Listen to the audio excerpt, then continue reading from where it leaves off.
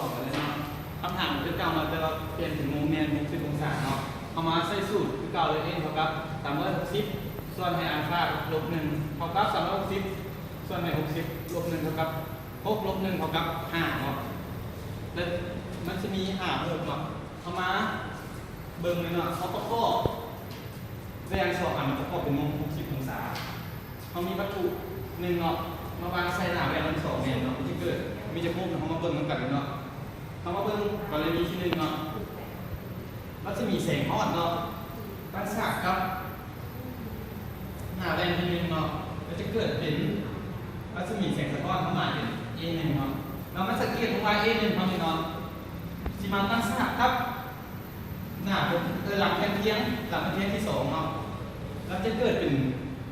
รัศมีแสงสะท้อนเนาะเขาจะมาเป็น A2 เนาะแล้วมาเบิ่งว่า A2 อันนี้เนาะมาตั้งฉากครับหลังแผ่นที่1เนาะแล้วมันจะเกิดเป็นรัศมีแสงสะท้อนเนาะประมาณเป็น A5 เนาะแล้วเราเบิ่งกรณีที่2เนาะกรณีที่2วัตถุเนาะกระทบใส่หน้าแรมที่2เนาะรัศมีแสงว่าใส่หน้าแรมที่2เกิดเป็นรัศมีแสงสะท้อนเข้าหมายเป็น A3 เนาะและคำว่าสังเกตเป็นวัน A3 เนาะเข้ามาแล้วมันกระทบใส่หลังมันกระทบใส่หลังหน้าเพียงที่1เนาะแล้วจะเกิดเป็นรัศมีแสงสะท้อนเนาะเข้าหมายเป็น AC